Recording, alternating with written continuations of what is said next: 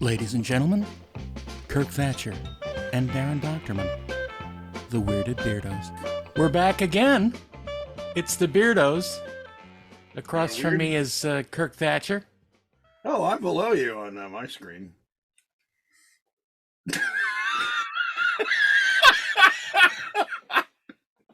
And scene. Thank you, everybody. A brilliant opening. Well done. Hey, kid. Don't ever be scripted.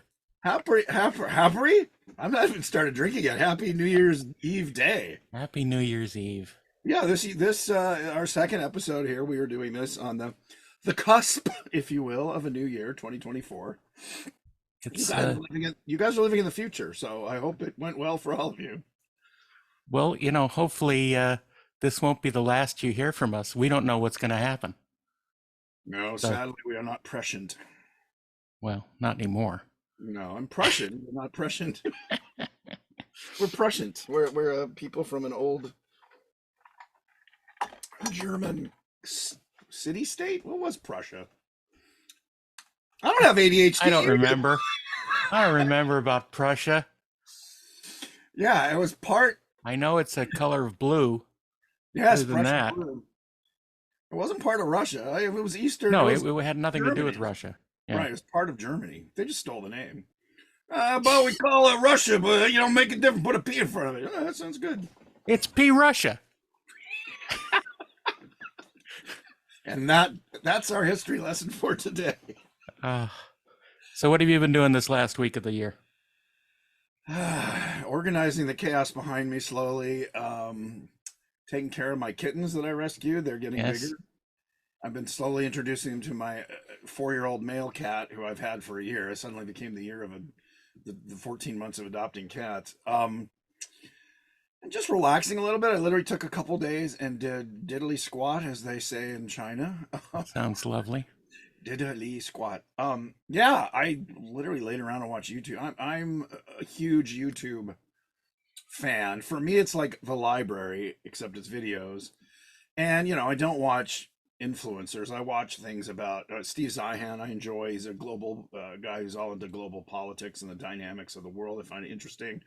I watch stuff about UFOs, UAPs. I love that stuff.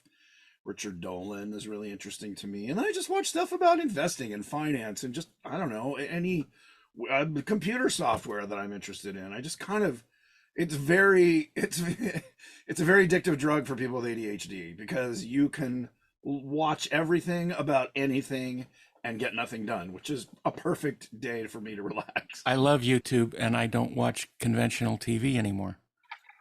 I will just during COVID. Yeah, I stopped paying for it. I just put on YouTube and flip through and find all these fascinating things. Yeah, exactly. History stuff. I love, the ancient aliens, kind of the weird woo-woo stuff, and then just interesting things about medieval churches and how they were built and, all the different theories. The pyramids are great. The pyramids are the Hitler of archaeology, and that, the Nazis and Hitler. Just there's so many videos about theories and stories and just how they were built. And I need a t-shirt that says that the pyramids are the Hitler of archaeology. There you go. That's our first available t-shirt. Wow. Only available in large, extra large, and triple extra large, because I hate the fact that most t-shirts only go up to XL, being a rather husky gentleman myself. Well, I think that's valid. What's the other word for husky that was used when I was growing up? Chonky? No, chonky's new. I would have punched somebody for saying I was chonky. Husky. Yeah, I remember husky. Husky jeans. Yeah, husky. Yep. When you're a boy and you're not size 4, you're husky. Oh, he's a husky fellow. But there was another word that was used that was, not pejorative. I mean, husky. Of course it was. They're all pejorative. At some point in your life, you're like, oh, okay, that was a nice one. It's like girls now with thick, THICC. I think it's a compliment. I like curvy women, but nobody ever comes out. Although dad bod is the new thing. I've had a dad bod. That's a lie. That's a lie. Yeah, it's from girls on Insta and TikTok to get guys our age to be like, maybe I should follow her. Yeah, but at least it's not said pejoratively. It's like, yeah, he's rocking the dad bod. Yeah, thank you very much. Yeah, it means we're comfortable and we're earning a good living enough to buy Doritos and Cheetos. 200 years ago, we would be the sought after body type. because that means that you're well off. Exactly. We were We were the husky generation. my good sir, you're quite husky. That must be Well, I see you are as well. Well, it's a pleasure to meet quite you. popular with the young Hello, wenches. And again, a wench then was like 14 years old. hello, Huskaroo. Maybe we should change it to the No, Wusky. That's good. Yeah, you're right. no. Weird Beardos is good. Anyway, so what have you been up to? Well, but pretty much the same exact thing. I had Taking care of my cats. Thank you. no, I, I took care of them. What? Uh, What? uh, no, I've been watching YouTube and doing some occasional work, and um, what was I going to say? Oh, the Friday night I was supposed to go on a date, and then it got canceled. So Uh, awesome. Now, is this an online dating thing or someone you met through? No, it's someone I've known for a long time that I should know better. I went and saw. I did have a date, well, with an old friend from the Henson Company, and we'd been talking about it for like 2 years to get together. She's quite a world traveler, so we had a lovely. Was it Prairie Dawn? It was not Prairie Dawn. Oh. She's still too young for me. Uh, she's not thick, and she's about this. Oh Anyway, yeah, her little arms are. that looked inappropriate, and I just meant that she's skinny. Um, no, she was not. Yes. Anyway, so I had a lovely day. I went to a place here in Los Angeles called the Castaways, Oh yes, in which Burbank, is up in the yeah, up hills on the of hill. Burbank. Again, growing up in LA, it's one of those places that has gotten amazingly better in the last 10 years. They upgraded well, It they would redid just the whole have place. to be. Well, yeah, it was sort of like it was what's that islands? It was like an islands. It was slightly nicer with a great location, and then in the It was last like the Fire Fest before they got yeah. food.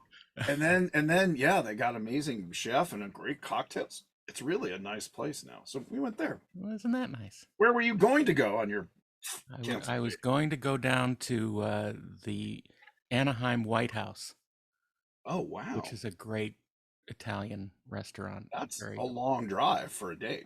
yeah, but it's I fine. mean, did the date live in there or you were gonna pick them up and She was down in that area. Yeah, oh okay. Well that makes sense then. yeah. You know where I want to go in Anaheim is Strongwater, which is supposed to be an amazing tiki What is bar. that?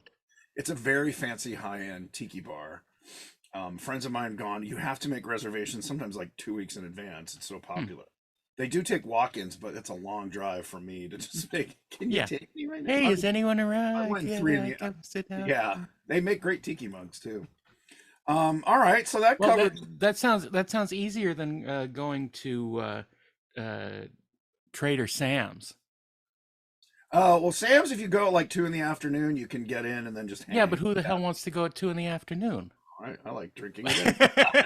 I mean, I why, like I like why, early drinking. why put a limit on it? Also, you start drinking too, you could be there till 8. Then you get your table and they don't kick you out. I suppose Yeah, no, you go at anytime after 5. It's like a it's 2 hour wait. impossible. Yeah. Yeah, and also they've never expanded. They could turn in half of that pool area into Sam's, and they would. It's kind of weird and sort of that. I mean, the one in I was gonna say that Disney sort of blinkered thinking is like, well, we don't want too many people getting drunk at Disneyland. You're not at Disneyland. You're at the hotel. Yeah. Also, you make a ton of money. The one in Disney World is a bit larger because they have this big outside patio deck, but not by much. Mm. It's part of the Tahitian Terrace, which is a fun hotel. The Polynesian, is it Polynesian something or Tahitian, whatever? It's Relax, Kirk. It's Polynesian town. Polynesian town where the birds sing words and the flowers grew. There's a movie. Yeah, when are So they going to do the Tiki Room movie? Never. I've Hopefully. pitched it. I've pitched it, and they just kind of stare at me. If I was Michael Bay, they'd be interested, or No, they wouldn't. yeah, they would. Didn't he do? Well, not Michael Bay. Who's the guy who did Pirates of the Caribbean? It was, yeah, What's his name? The other guy. yeah, Who's like Michael Bay. Anyway, yeah. If I was a big producer, I'd walk in. They'd be like, "Oh my God, are you kidding?" They don't like. yeah. Anyway, I don't want to bitch about the industry this episode. I, We do that I don't. next week. I don't think you're going to make it. Yeah. Well, anyway, I was saying since this is our second episode and people Right. might not know that much about us, except that we're delightful, we could talk about our how we got into the business, because I don't know how you got into the business. I don't even know. I know vaguely where you grew up. So I will interview you, Darren Doctor. Okay. Where'd you grow Yes, up? Kirk Thatcher. Where'd I grow up? Yeah. Well, I spent my first 11 years in Elizabeth, New Jersey, right across the river from New York, Oh, okay. and got to experience a bunch of New York things, Kind of classic including middle class white boy. middle class white boy. My dad worked in the advertising business Oh, okay. for years, and I got to go visit Sesame Street, which I showed you those photos Yeah, when that I was was four amazing. years old, and Sesame Street was 2 years old. Yeah. Um, and got to experience that. And then when I was around 11, we all packed up and moved to Illinois, to a small town that my dad actually was born in, and Outside Chicago or another outside part, Chicago. like Uh, an hour's drive to the big city, or Less than that, oh, but okay, so suburb of right, Chicago. a suburb, yeah, right next to O'Hare Field.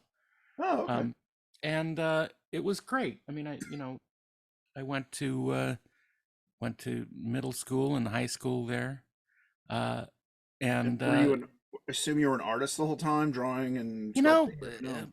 only partially. I had been drawing since I was little. Uh, my dad got me a big pad of tracing paper, Hmm. and I would trace record albums and comic books and Mad magazines and all sorts of stuff. Yeah. Were you a fan? Was Mad Magazine a big part of your Oh, loved childhood? Mad Yeah. magazine, Yeah. of Same here. course. I mean, it's a formative thing for tons of us. Oh yeah, Mad's Magazine and Famous Monsters were the two Yeah, big periodicals that I devoured every yeah. time. Uh, and through high school, I was involved in creative stuff. I was on the speech team and did humorous interpretation and dramatic interpretation and radio, and where you would cut a 5 minute radio newscast Mhm. right from the wire Oh and wow, perform it live after you cut, wow. which was fascinating. Now And was that off an AP wire or what was it? yeah, Yeah, yeah. yeah. When you Uh, say perform it, you just read it like you're Walter you read it Cronkite. like you're at a radio station, Oh, and okay. you Oh, nice. you time it out so that it fits exactly to 5 minutes. It has to be exactly on the nose, Wow. and you're reading it at various paces to make it interesting, and that Oh, was a that is. fascinating thing. I think that's And the I thing. A lot of people don't know about radio and television until recently, until streaming. Everything was down to in television down to the field, which is half a frame. right, yeah, And when you cut a commercial or a movie or a TV, whatever, I remember, yeah, just for shaving things down, like shaving down shots by a second, by half second to get that field dominant. I forget there's two fields, which one had to be, and you're like, geez, right. Louise. I didn't know radio was. I guess you're not doing fields, but you're still cutting it to the second. Oh, absolutely, Wow. absolutely. Because you got to fit all those commercials in. Yeah, yeah. Well, that's what pays the bills. So, So so yeah, at but that point, between that film was not a passion for you, or as well, a. I mean, I enjoyed movies Mhm. certainly since I was little, and went But to you weren't like, see. I'm going to work in showbiz. Well, I kind of thought that I wanted to do something in Mhm. the entertainment industry. Okay. Okay. Um, I was very much in love with the Star Wars radio shows Wow, I've never even heard them. that NPR did I knew of them. I in never listened. association with KUSC at USC. They produced these 13 half-hour episodes. Was it a serialization of the first movie of A New Hope? Yes, And yes, did they get? I'm gonna ask. I think I know the answer. Did Mark Hamill do the voice of Luke? absolutely. Yeah, but That was the first thing that got him involved in doing voice work. and stuff or voice Yeah. work. Now, what did Carrie or Harrison? Or I assume No, they. Yeah. they had an actress On the named right. Anne Sachs who did Leia, and Perry King played Han Oh, Solo, and Brock Peters was Darth Vader. It was of really, course. really well done, Rock and Peters. Yes. I was just fascinated with it, and it was through this that I got involved in doing sound stuff. Now, So did they have the audio effects for Chewie? they had Oh, okay. everything. They Yeah, had Ben everything. Burgess. Oh, that's amazing. How Yeah, fun. because Ben worked with them Right. on this, That's great. and they produced it, and it was really, really well done. Uh, and so it was through that that I got involved in, you know, basically doing my own sort of tape recording and mixing and all that Right. sort of stuff. I thought for a while that I wanted to do that for movies. Uh, Oh, go into audio, the audio yeah, yeah. sound. Oh, interesting. Okay. I did not know that. Wild. And it was through that that I, did all sorts of, little projects and recordings and brought friends in to do voices and all that sort of stuff. And by the time I was a junior in high school, our local cable uh, company had a studio and they had local access programming. And I got heavily involved in that. I produced a couple TV shows Oh, that's through amazing. them and Look at you. learned all about carrying the big tape recorder and the huge Yeah. video camera For and doing ENG stuff or absolutely, absolutely. wow. So you've seen Steve Brule, right? On Oh, check it of out. course, of course. Yeah. So that must be triggering. Check it out. I just love the way he never looks at the I just love that show. Anyway, It's that's brilliant. amazing. So you were shooting and editing and writing and kind of doing it all. Everything. Yeah. How Yeah. awesome.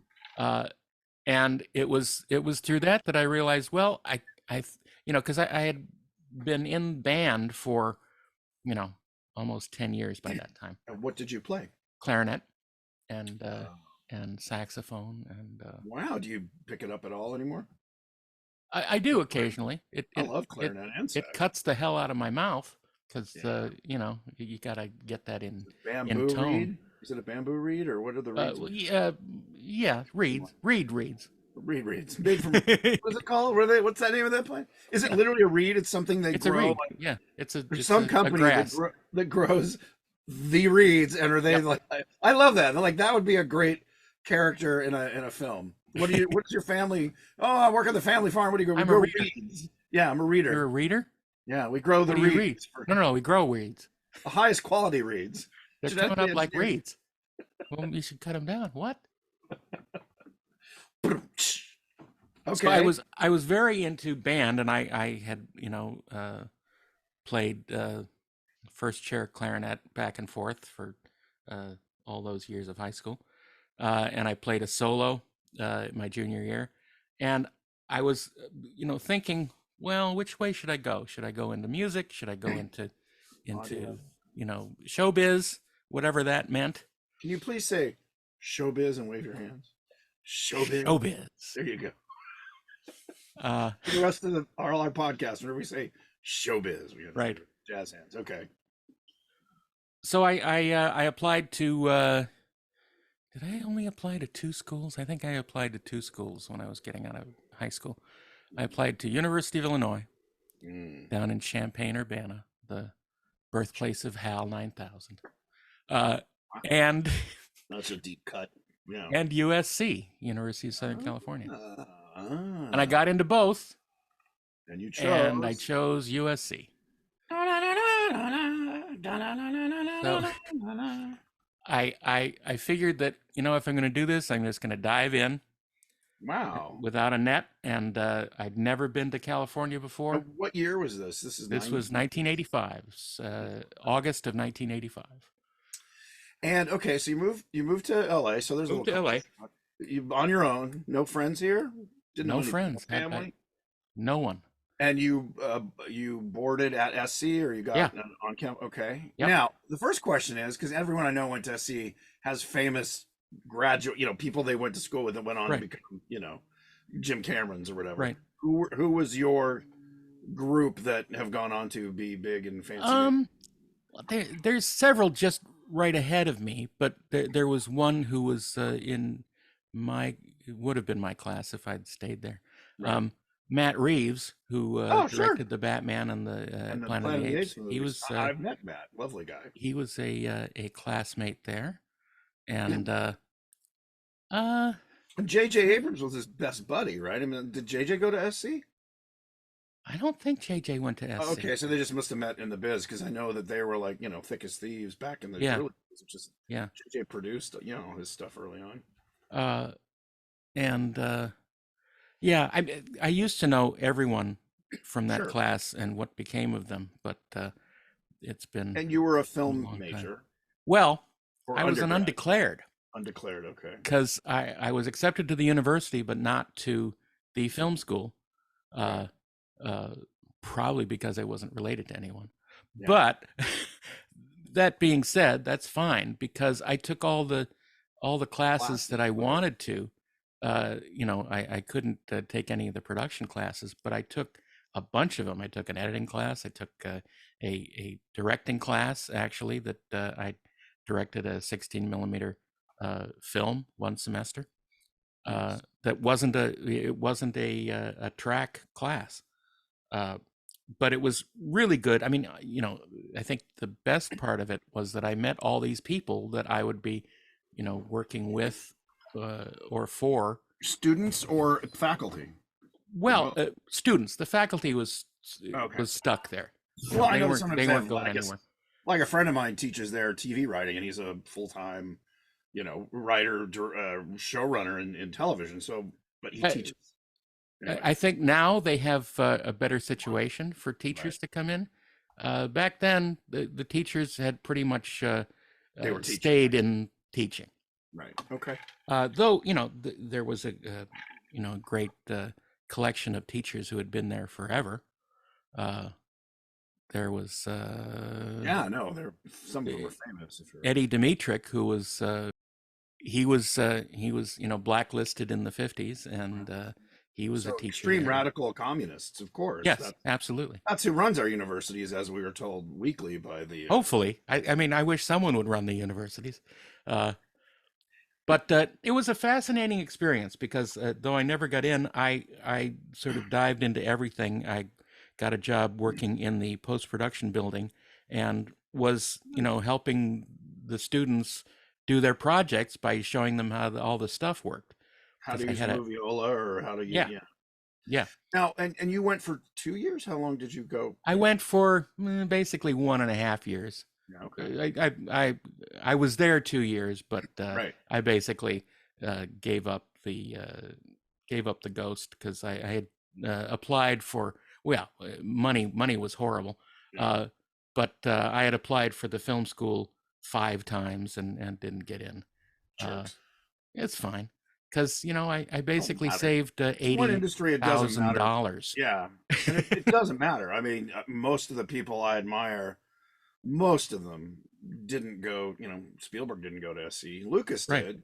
Yeah. Cameron did not. Cameron was, worked his way up. I mean, I- and the directors, producers, and CEOs, most of them didn't get a degree from anywhere. Yeah. And I've always, some people are like, "Oh, where'd you go to school?" I was the same thing. I went to UCLA for like a year and a half. If you ran all together, it was over like Hmm. a 3 or 4 year period, just taking classes. Because the same thing is like they wouldn't even let me touch a camera until I was a junior. So I went off and I don't know, made Return of the Jedi. Yeah. Oh, very cool. Okay, so you went there and you started working as a TA, I guess you'd call it. It was sort of, yeah. Yeah, Yeah. yeah.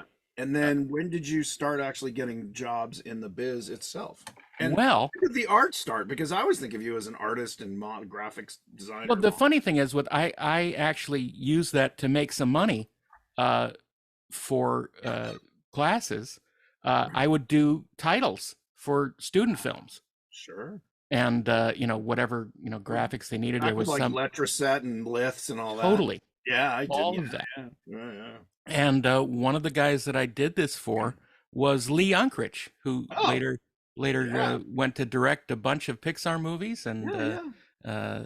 uh, but he was right across the courtyard from me in the next building over, and I got to know him during those times, and it was fun. And the greatest part of it was that the one of the first classes that I signed up for was called the,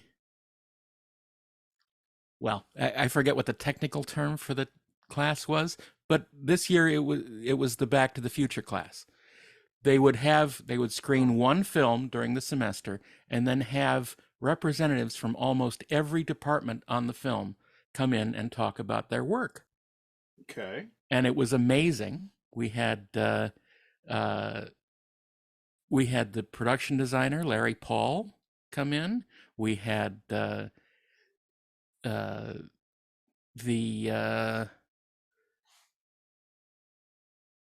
we didn't have Bob Zemeckis show up, Okay. but we did have Arthur Hiller come in. Wow.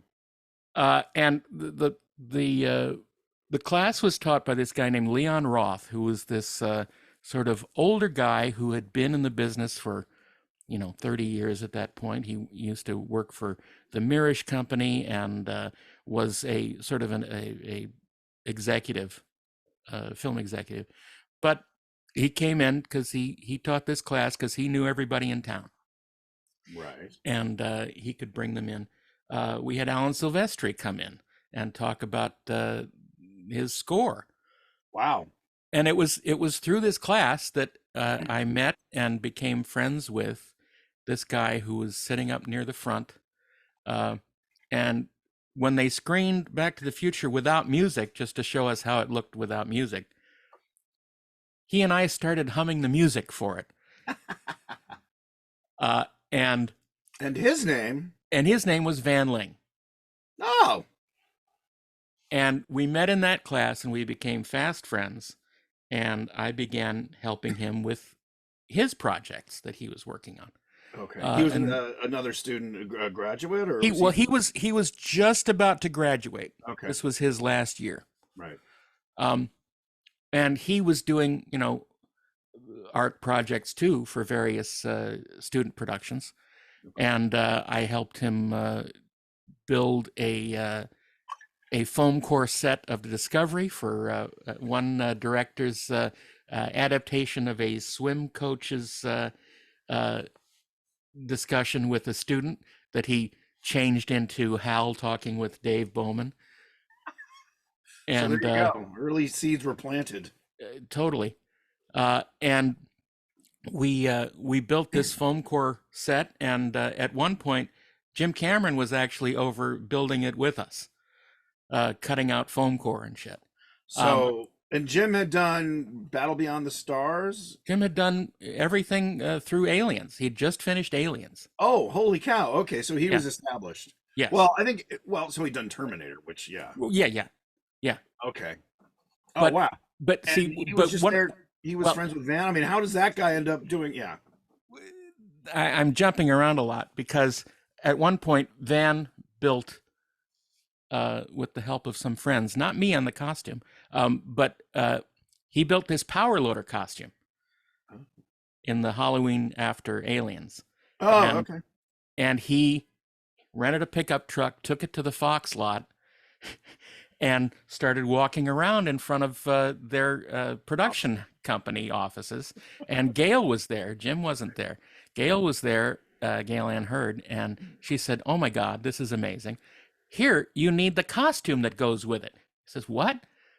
And she brings out the Ripley jumpsuit and the shoes. Wow. And then Van went on to, that day, go down to the South Bay and win a costume contest in the whole getup. Wow. And he won $500 that paid for making the costume.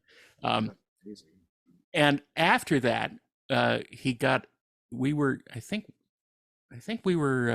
roommates by this time, living in Sin. Sherman Oaks.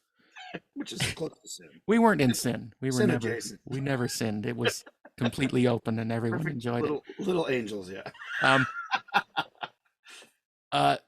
And Van gets a message on his answering machine. "Hey Van, this is Jim Cameron. I hear you have a power loader that is of note.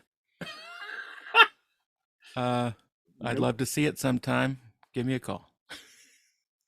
So, and wow. Jim was very pleased with Van's work on this, and he hired him to restore the miniature power loader puppet that was destroyed on set. Wow. It fell down out the airlock and crashed on the cement floor. So That part was cut out. game knows game. Yeah. I Um, mean, I've heard that, Cameron, not the most genteel of directors in terms of yelling and shouting at people and having a temper, but if you are talented, he will respect, especially in model making and effects, because that's where yeah. he came up through it, and Yep. artistic talent, I would say. Yeah. I don't know Absolutely. about actors, yeah. So that's very cool. And Wow. and so Van and I restored this miniature, mostly Right. Van, but I Right. helped. I painted it and did all sorts of weathering on it. Um, Nice. and Jim thought it was great. He said, "You guys did a great job, and how'd you like to do the big one?" I said, "What?" Oh, yeah. So the big one meant the full-size power loader and Alien Queen. Oh That was God, the Queen too. well, we didn't work on that. Stan's guys worked on that, Right. Okay. Because yeah. but they were right behind us. Yeah. Yeah. We were working on this museum display Right. for the Museum of Science and Industry I remember that. across from USC. USC. Yeah.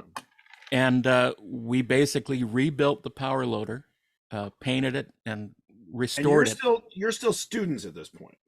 Yeah, well, Van had Or- just graduated, and I had just dropped out, basically. Okay, so you're living at SC area. Yes. That's Well, amazing. yeah, no, yeah, And how old are you at this point? You're like 28? 19. Oh shit. Yeah, Excuse my French. Excuse me, everybody. Holy cow. yeah, That's amazing.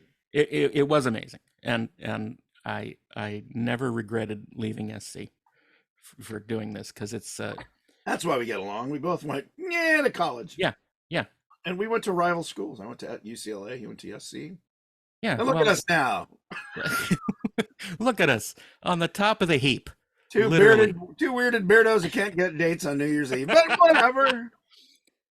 Uh, so that grew into Van doing research for Cameron, and by that time we were roommates with two other guys in Sherman Oaks, Right. and it grew into The Abyss, starting pre-production Oh, at okay. Fox in LA. So you kind of got into it sideways, like a lot of people Totally, do.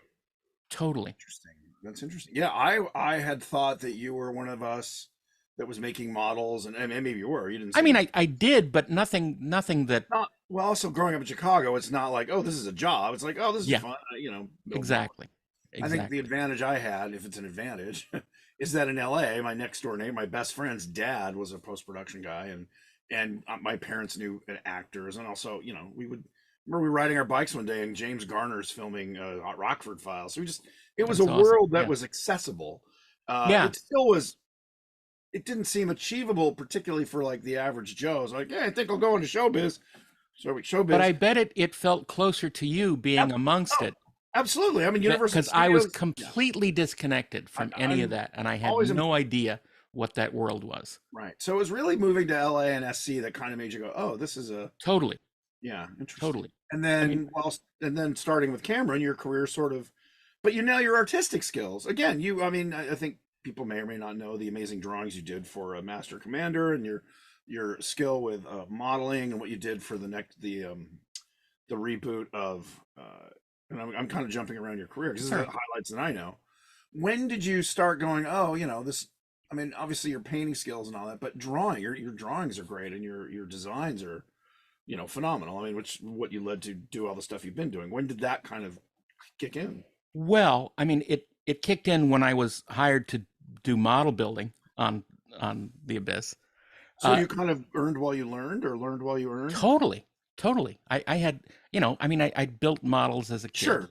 Then you but drawn, but you I weren't. had no idea what what anything entailed. But I knew that I could do it Yeah, yeah. in my mind. But the great thing was Well, that, things I could do in my mind. I well, haven't. somewhere in the back of my mind, actually, Yeah. the thing was that here I was. We had like 3 offices in an accounting building at Fox. We were completely stealth, Yeah. and in one of the rooms was Ron Cobb. Okay, if people don't know, Ron Cobb is sort of the godfather, one of the main One guys of that the inspired. main guys who created the job of concept illustrator. Concept art, yeah. I mean, before that, it was sort of a storyboard artist or art department thing. Yep. But George hired Ron on Star Wars. He did some Yep. of the designs for some of the most memorable characters. Again, I'm not telling you. I'm kind Yeah. of No. telling Yeah. the No. No. listeners. If you don't know who Ron Cobb is, he was a cartoonist. He's American, but he was a cartoonist in Australia for like the Free Press for years. And then Yeah. I don't know if he did that there or if he lived in the No, States. he did that when he was in Santa Monica because Yeah. he Was did it, cartoons for the Free Press was for years and years. was Brilliant. George the first one who hired him? Because I know he was. Well, it would have No, been George and the then first one to hire him was Alien. John Carpenter Oh, for which movie? for Dark Star. Oh my gosh, you're right. I do remember that for the ship. Ron designed the Dark Star. Yes, but now how did John Carpenter? Was it they were college buddies? I Or don't know. I don't think so. I don't. interesting. There's a rabbit hole we could go I down. mean, I think that perhaps Dan O'Bannon knew Right, of Ron's work because, of course, O'Bannon was a huge art freak right. and got to know all of the artists doing things. Yeah, Bill Stout and Ron Yeah, Cobb and all those guys, yeah, yeah. which is why he hired them for Alien, or hired Ron for Alien. Yeah. Right. Well, because he'd hired them for Dune before that for Jodorowsky. Oh, I did not know that. I knew he Yeah. hired Mobius. I didn't know Ron had worked on it. Oh yeah. Wow. All that project was the impetus for the art department in Alien. Interesting. Okay. Wow. All right. So Anyway, did you go and bug Ron? I did Yeah, of course. constantly. Yeah, he was a lovely And guy. he was so And we- delightful. He And was now we both so look like him, except we don't have well. That's true. the Beetle haircut. But That's yeah, right. when I go back down to the goatee, it's funny because he was husky Yeah, and had gray hair and a goatee, but he had that kind of weird Beetle haircut, which yeah, I didn't think necessarily. Yeah, it was. He had the bangs like this yeah. and a bowl cut, but a lovely guy. I met him. It was a cross between a beetle haircut and Captain Kangaroo. Yeah, exactly. That Captain Kangaroo. Yeah, but a lovely guy. I'm willing to talk Oh my to God. anybody. Just no ego. He was so kind and full of encouragement, Yeah. and I think that I endeared myself to him when I was asking all these questions and actually had an interest in behind the drawings, how he was thinking this stuff up. Right. And at on that project, it was just sort of dove in. And in addition to Ron, there was a brilliant storyboard artist named Phil Norwood. Oh, Phil Wood up at ILM. I met him working That's at right. at ILM. Yeah. Right? He had finished Only with Noni, ILM his at this wife, point. I used to hang out and have lunch with him or dinners with he and his wife Noni. Noni, yeah, absolutely. But Yeah. Phil became one of my greatest friends, Oh, he's a and sweet- he's awesome. I think he's very near retirement right now. Isn't he in Canada? Did he move? No. He's in mid California. I lost touch with him, but he was a sweetheart. So you met him after I knew him because I knew him in the Yeah. early '80s. Yeah. And for people who don't know Ron Cobb, it's RON, obviously COBB. Look him up. There's a few books on his work. Yeah. If you're not familiar with it, definitely Google that name. And I mean the amount of creative work that he did for tons of films over the years. I mean, video games. He kind of when the last time I saw Yeah. him, he was in the Bay Area working on Space Truckers, I think it was called, Yep. and it was a video game where it was his story, and he was designing the whole thing. It didn't really take off. I think it was on a platform. I think it was 3DO or not 3DO. Yeah. One something. of the platforms that didn't really take off. But when the early days of video games are going to be amazing, and yeah, a lovely guy. He was working. I don't know if he moved up there, but I saw him up in the Bay Area, I guess in the '90s. And, Yeah. Wow. Okay, so Ron Cobb, that's an amazing mentor. Jim Cameron, amazing mentor. Yeah. And was Jim as forthcoming with info and chatting, or just kind of there? And He was fine. I mean, Yeah. he would come by and check on what was going on, right. and I built a model of the the main tank and how the deep core set would fit into it at was it a quarter scale? Yeah. So this is X-Acto knives, foam core. Were you painting, or are they just all gray models at They that were all point? gray models. They Yeah. were all gray models. Um, Now, do you just, sorry to jump in, but do you no, play around with that stuff now in like SketchUp or anything? Is because that's amazing in terms of doing it without getting well, your. I've done that kind of stuff on bigger 3D projects. I mean, I built the entire interior of the Discovery from 2001 in 3D. And that was just as a hobby, or That was was that just goofing around. Yeah. because you use those skills on the director's cut of motion picture Star Trek Yeah. motion picture? Yes, I Yes. know that. Okay. Anyway, so God, Ron Cobb, Jim Cameron, you're 19, 20 years old. Amazing. Yeah. And I think, let's see, this was right before I turned 21. So they were packing up to go to South Carolina to start the production. Right. And, there was no offer to, hey, well, come with us Right. and we'll Come on, hire you. man. So I had to ask. The production designer was Les Dilly, who had worked on tons of movies that I had loved, and I was less annoying to him because I knew that he sort of had a direct connection to possibly hiring me, and so I basically offered to be the PA Right. in South Carolina, and the UPM said, well, here's the deal. If you can get yourself there, We'll hire you as a local. we'll hire you as a local. Yeah, that is probably the most common way most people I know got into the business who didn't live in LA. If you get to Right. LA, we'll hire you as a local. Right. Yeah. But it was great because it was a test. Of course. And myself and the who became the office PA by the name of Ken, he and I drove out to South Wow. Carolina across the country. And when we got there, we reported in, and the UPM said, "Good job, guys. Here, we'll get you a place to live, and Wow. and here's Well, another $100 more a week." there is a reason that a lot of the people who are successful or who've been in the business a long time and they're even in their 50s and they've been in the business 40, for Yeah. 40 years almost. It's because you aren't married and you don't have kids, and you can do exactly that. You can move to wherever. I mean, Turn on a dime. Yeah. yeah, and you just make it work. It's not a question.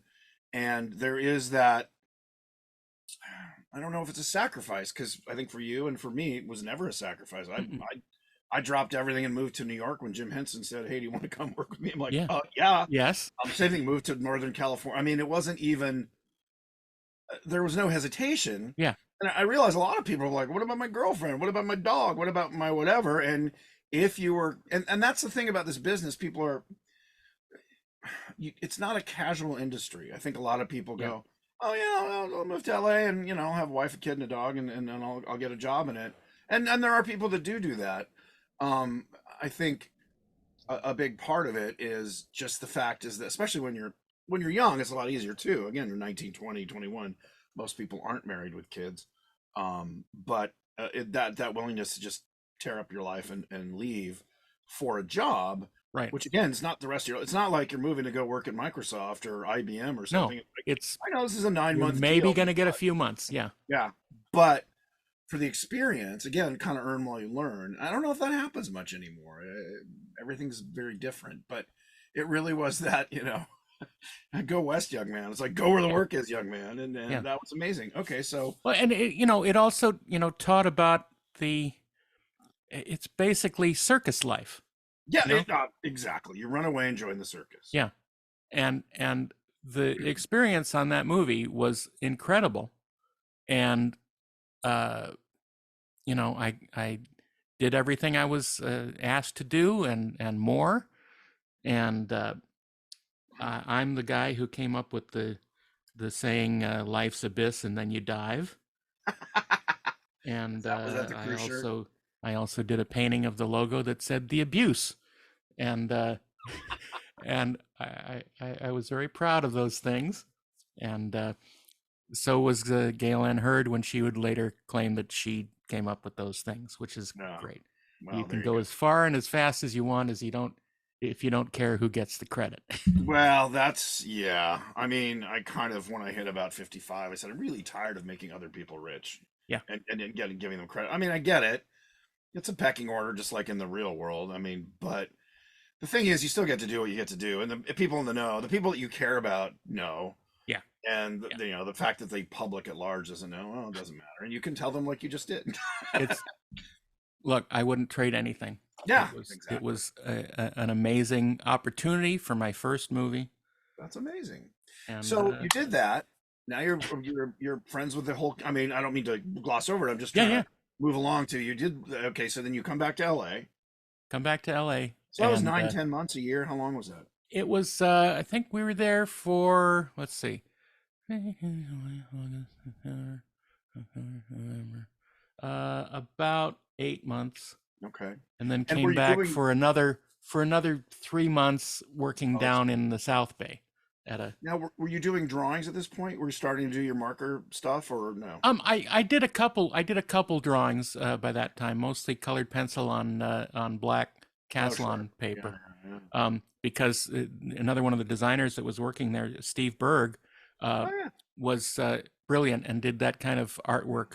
And He was an art center again, grad. It's a very art center kind of thing to do. I've noticed yeah, but back then. he never went to art center.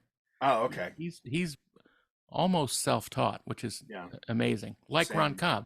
Yeah. Well, I mean, again, most of us couldn't afford to go to Art Center Oh USC. yeah, yeah, So, totally. and Um, and well aware of my deficiencies in rendering. So I wanted to be an illustrator early on. yeah. Like, oh God, I just do not have the patience to So do did that. George Lucas. Yeah, yeah. And then a race car driver, Yeah, and then he settled for being George Lucas. right. Um, so you come back to LA. You've done Come the back to Abyss. LA. Am out of work for probably 6 months. Yeah. You know, just Are you and figuring. Van still roommates or no? You've moved on. You've got you're in Sherman Oaks. No, we closed up that apartment when basically almost all of us went to work on the Abyss. Oh, okay.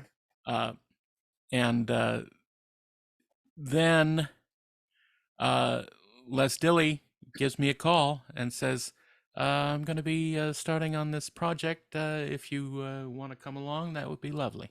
And what project was And that? that was Exorcist 3. Wow, there you go. And So your career kind of start. That was sort of Abyss was really the beginning of your film career. it, entirely, yeah. Right. I mean, And I had done work before that. I worked for Kevin Pike's effects company and building oh some yeah, stuff for him, oh, Kevin. and worked as sort of an assistant to a writer director, basically taking care of. There wasn't email yet, but taking care of stuff on the computer, making sure all the scripts were formatted correctly and all that sort of stuff. Um, Okay, so just but yeah, because we have like 10, 15 minutes left. hurry up. Well, Yeah. no, I'm just trying to cover it all, at least one episode. This could be the Learn About Darren Oh, episode. don't worry. We're doing you next time. Well, I've heard that.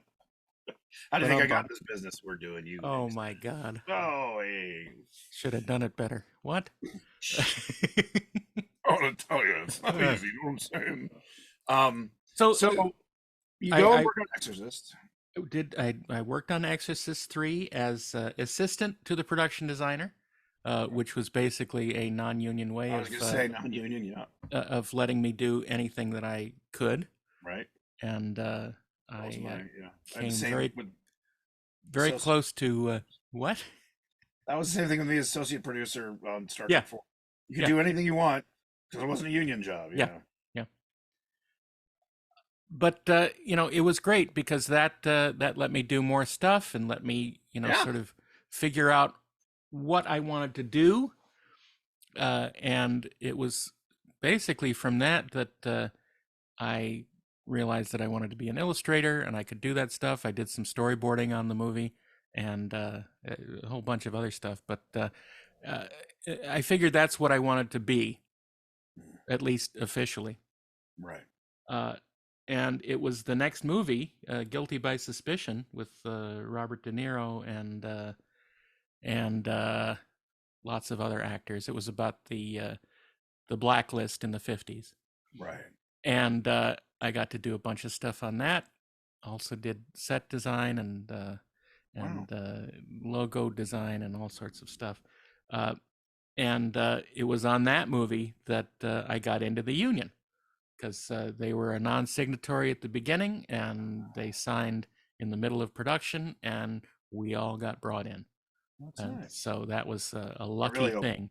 opened up your possibilities for work. Absolutely, absolutely.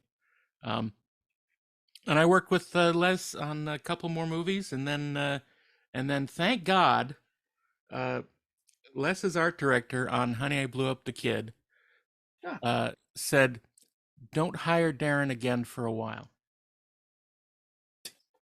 To Les, and this was great because that helped me establish myself with other people Right.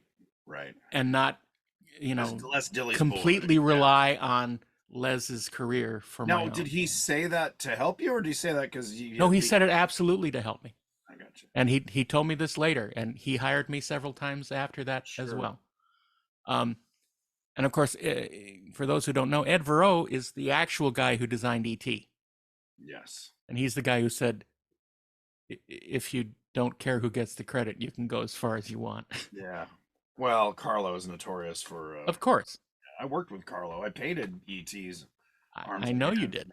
and Craig Reardon, because Craig Reardon had painted the original. Because Carlo painted him. Carlo was a very clever engineer or mechanical, Yes. not a creature designer, not a painter, not a sculptor. I mean, which is fine. I mean, a lot of production designers can't really even draw. They're just good Yeah. at, They're they set hire producers. Yeah, yeah, exactly. That's a good term, actually.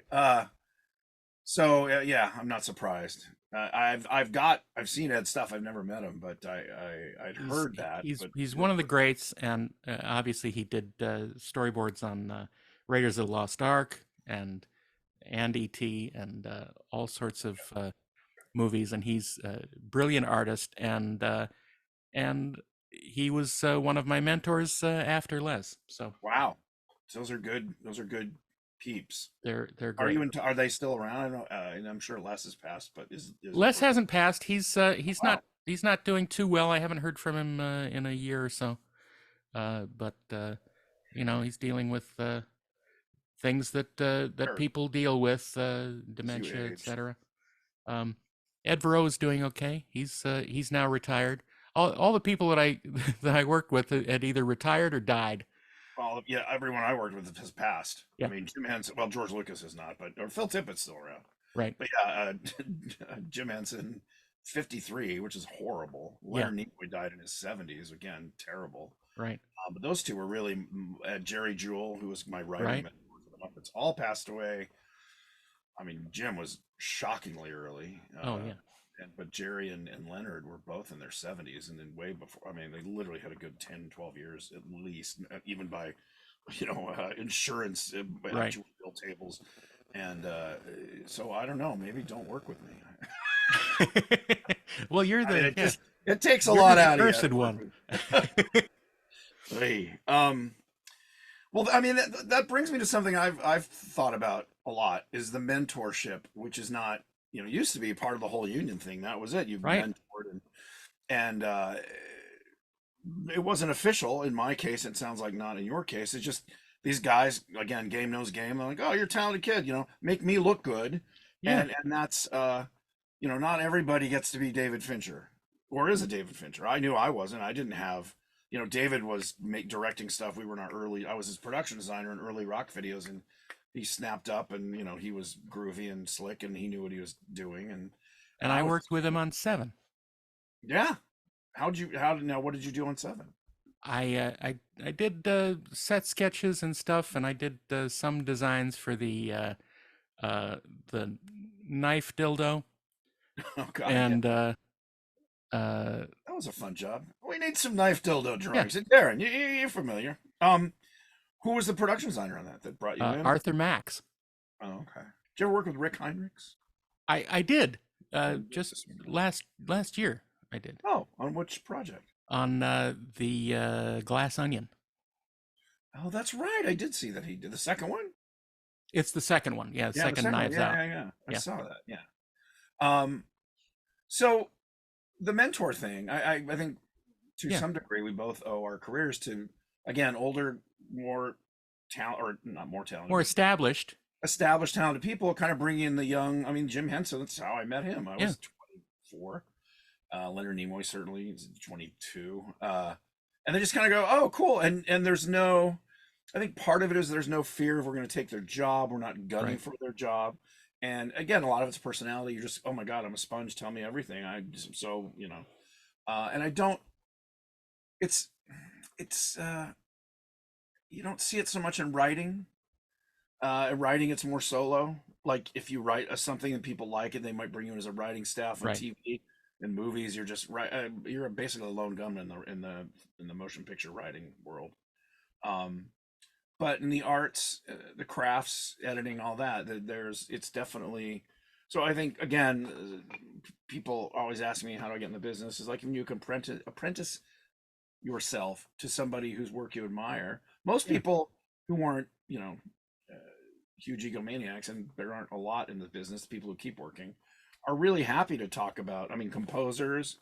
A friend of mine, a couple friends of mine, who are composers of note. One mentors people, another one was mentored by a guy to the point where he didn't leave early enough and became like his guy, and it was Right. hard to earn respect. And until finally he got his own show and kind of broke away. And then so it's a balance. You don't want to become pigeonholed Yeah. or any kind Absolutely. of hold. Right. You just don't want to get hold. But so okay. So yeah, I mean, just give the laundry list of stuff you worked on, what you've been doing. But I mean, geez, I got to work on so many great projects. I mean, does one of the fir- IMDb list most of them? it lists most of them. Okay, I worked on Sleepless in Seattle for a couple of months up in Seattle. Uh, nice. I worked on Adam's Family Values, the Right. second Adam's Family movie, um, and did a bunch of stuff on that. Did a ton of storyboards, and got to come up with a couple gags for that too, and that was fun. Do you think Uh, with then basically just bouncing around doing all sorts of stuff, yeah, uh, and it was only in the late '90s when we had the opportunity to work on the Robert Wise Star Trek movie, right, uh, the the reissue or the the reissue, the yeah, director's edition, and that took us through 2001. Uh, but it was really interesting because I had been trying to sort of re recreate myself because more and more illustrations were being used to create actual, either actual props or stuff that was going to be made into toys or things like that. right. And the interpretation of the drawings always fell flat to me. Oh yeah, yeah, So I wanted to get involved in doing 3D and doing building models of stuff in 3D right. to Which help actually could be that translated actually into could be translated into people being able to know what was was that being like designed. electric image or soft image or I wave? started I started with a program called Strata, Oh, Strata, yeah. Strata 3D. which was stone knives and bearskins. Yeah, yeah. But then on the Star Trek project, I got into Moto, or I'm sorry, Right. Lightwave, Oh, Lightwave, yeah. and then learned Became Moto Moto. when I was on Iron Man 2. I remember guys at ILM in the previous department were sold on Moto. Yeah, Yeah, I yeah. have John used it. John Knoll is still a fan of it. Yeah, yeah, and they even did shots in the prequels. Yep. with it. I know it was rendered in, but I know they said they did them in Yeah, Modo. I know that there was a small little unit Yeah. uh, that was basically the Lightwave unit, Did you and start going to SIGGRAPH to? Were you not I just never went to software was SIGGRAPH because I wasn't really interested in the technical stuff. I just wanted to do stuff a with good it. tool? Yeah, yeah. Yeah. What do you use Uh, now for those wanting to get into it? well, I use Moto still, Uh but huh. I think if people want to get into it, you need to learn Blender. Yeah, well, Blender's free and it's It's pretty free. sophisticated now. I remember looking at it in the early days, going, "It's a little clunky," and I had Lightwave. Yeah. I mean, I to say I dabble is even it's an insult to dabblers. I I do find Unreal Engine to be super easy though. It's kind of a point and click. Now it's not modeling, Right. but for creating scenes and stuff. I mean, my one of my goals this year, if I can keep my nose to it, even a 1 minute film, is to do an Unreal Engine movie. And probably, if any modeling I'll do, if I don't just buy something and modify it, I'll do it in Blender. Right. But it's and ZBrush. I like ZBrush. I hate the Hmm. interface, but I like the I because love ZBrush. Every time I open it, I forget how to use it. well, that's the problem. It's like flying an airplane. It's literally like flying a jet. And there's a couple other programs out there. I know Adobe has one that it was being demonstrated for me at the Lightbox Expo. Yeah. A friend of mine is kind of an Adobe, trainer. Guru. Yeah, guru, and he was showing it, and it's like a much simpler. There's like 6 tools, Hmm. and first of all, the thing that I'm going to bitch about Lightwave for, I mean not Lightwave for oh God, ZBrush. ZBrush. Yeah, my Yeah. brain. They have a billion tools. I know. Yeah, and the first problem is they call the thing you're sculpting the tool. Yeah. I'm like, how do you blow that from the get go? Yeah. It's like an editing software which calls your scene the shot. Right. Like, no, it's a No. yeah. Once you get past it, but again, I'm the same. I don't play with it for a while, and I'm like, okay, I got to go back and. Yeah. I took a class in it, and even then, I was like, oh my god, it's just Well, too. I've taken 3 Maya classes. I Uh, still can't figure out what the hell to do in Maya. Well, I think what's interesting, I think this is where AI, and we'll wrap up with this, but well, we can talk about tools and software, and I mean, this could be next episode. Next First of all, episode, we talk about the tool called Kirk Thatcher. exactly the giant tool. I've been called worse by worse people than you. I mean, better people. Never mind. Uh, Uh, well, yeah. To wrap up, I would say if people have questions or stuff they want us to talk about, I don't know yes. on YouTube or even in I don't really listen to podcasts. I Well, just we do now have an email. We right. So have just yeah, thewirdedbeardos@gmail.com. there you go. And All if one they're word. listening to it on Apple iTunes, is there a place to write in there? No, you just have to write into I think once we get established comments. there, yeah, then just rate us 5 stars Yeah, and it's five write. stars. We are available for dating. Obviously, we've established that. We're rich and successful showbiz types. Yeah. That's why we have the free time to What just sit and what yak. more could anyone ask? Exactly. We're Honestly. showbiz insiders. I mean, look at it. I have a smoking jacket Yeah, and it's pretty incredible. and a fancy pipe. Hold on. There And it a is. fancy pipe. Yeah. Yes, yes, yes, Darren, marvelous. Oh, And good. pretty Good. much, if you want to meet me in person, You, I'll you be, better you I'll be, better be I'll be, careful. I don't want to read the I don't I'll want be, to read the page 12 and report then of Mr. how And then, Your Honor, Mr. Thatcher, after drinking his fifth strange Mai Tai, strange Muppet director asked found. to, asked to measure my inseam. Um, well, yeah, maybe we shouldn't share that.